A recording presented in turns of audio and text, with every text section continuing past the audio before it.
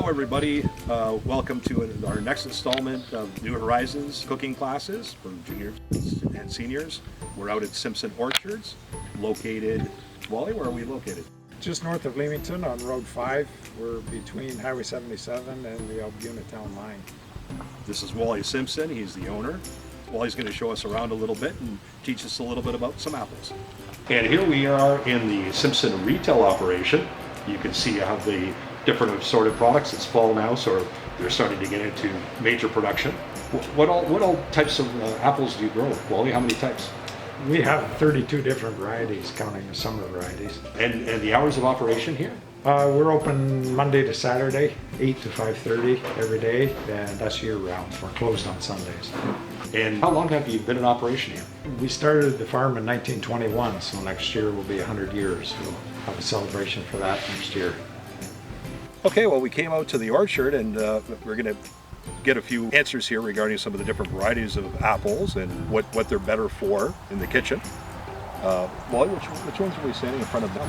These are Golden Delicious. Now, the Golden Delicious, is that a good baking apple or just more or less an eating apple? I would say most of the customers use it for eating, but it is a good baking apple too, because it's sweeter and you wouldn't need to add as much sugar. Some of our customers don't add any sugar if they use it in a pie or if they make applesauce. What would actually be your recommendation if somebody is looking for a good baking apple? Is that a Delicious, or are you looking for something else? Most people probably, we have Ida Reds. They're good for cooking. They're a little more tart. We also have the old-fashioned Northern Spy apple. A lot of people say Spy is the best for pie. That's what I've heard, and that's what I've used. Yeah. They're hard to find. We're one of the few people around here that grow it. And there's others that are good as well. Some people like the Matsu or the Crispin, but probably the Ida Red or the Matsu or the Spy. Those three would probably be the best ones. Now, some of the varieties are just coming on now? We have two summer varieties on now, the Ginger Gold and the Jersey Mac. And beginning of September, then we'll begin with some of the winter apples, like the Gala, the Honey Crisp, and the Macintosh. Excellent. And then some of the sour apples, like the Granny Smith, they come on pretty late. Yeah, they're a late season. The Granny Smith, the Ambrosia, they're more at the end of October. We're back here with Wally, but we moved over to the pears. And we're going to discuss the pears for a moment with Wally. What variety do we have here, Wally? These are the Bosque. That's the Bosque. That's the one that has a little bit tougher skin, a little bit drier skin flavor. Yeah, they're a winter pear. We have the Bartlett's on the other side. They don't keep as long, they're earlier. They only keep for about a month or so. And Bosque, we keep them through the winter. They last longer. Well, and you store these pears for, as you said, they will keep for the winter months, right? Yeah. Some years we have them all the way through till February or so. Okay. And you store them in a controlled atmosphere, is that correct? Yeah, in the refrigerator, and then after January they're from the controlled atmosphere. Now, Wally, what variety of pear is this? These are the Bartlett's here in this tree. And here we have an example of the prune plum. And here's one of the varieties of peaches. This is a little bit later variety. What variety is this, Wally? Cresthaven. This is our last variety. And these should be ready? Probably in about 10 days. And the Red Havens and some of the other varieties are already pretty much done, eh? We just finished the Red Haven on Monday, and Harrow Fair we're more than halfway through. And here's one of the varieties that have just been thinned. You can see a lot of the apples on the ground. These aren't apples that naturally fall. These are pulled off and thinned out so the other apples have a chance to get a little bit bigger. Here's some of the older growth trees. These trees are probably in the neighborhood of 12, 13 years, and they're in full production now. Here's one of the irrigation ponds that Simpson Farms uses. It's very important to keep lots of water supply on hand in order to keep everything good and healthy.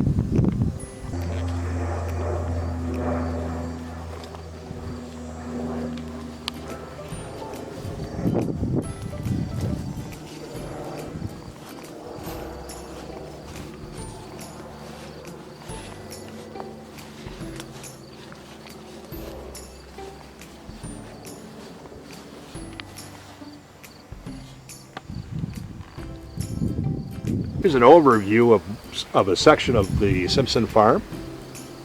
And you can see how most of the trees are in production, and we're waiting on them to ripen a little bit more for them to harvest.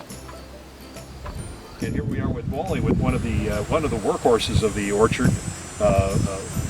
What do you have here for your tractor, Wally? This one's almost as old as I am. 1976, David Brown. David Brown. And you've got like 2 or 3 or 4 different varieties of tractors that you use out here in the field. Is that correct? Yeah, we don't need big tractors for the orchard, but we've got the skirts on the side so the branches don't get damaged by the wheels. So that protects the fruit. And mainly you pick into the bins, you pick into baskets, and then you pour into your totes, into your large hampers. Yeah, and then we can just bring the wagon back and unload it with the forklift. And you usually have 2-3 pickers on at a time when you're out here picking. How many pickers usually? Yeah, usually 3 or 4. 3 or 4 pickers. Yeah. Excellent. Yeah. Here's something that all farms have.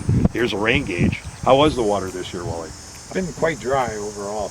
We've been with the hot weather, it evaporates a lot faster, and we've been doing more irrigation than usual. You do have irrigation pumps.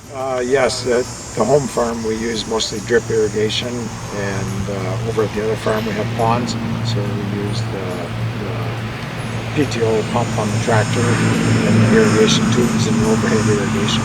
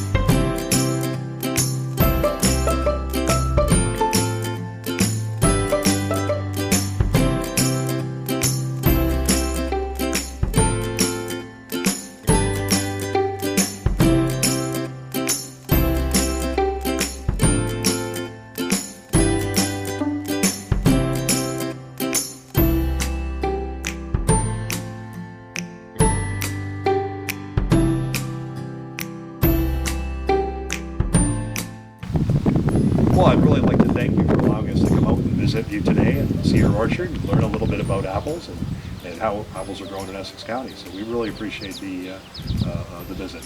Not a problem.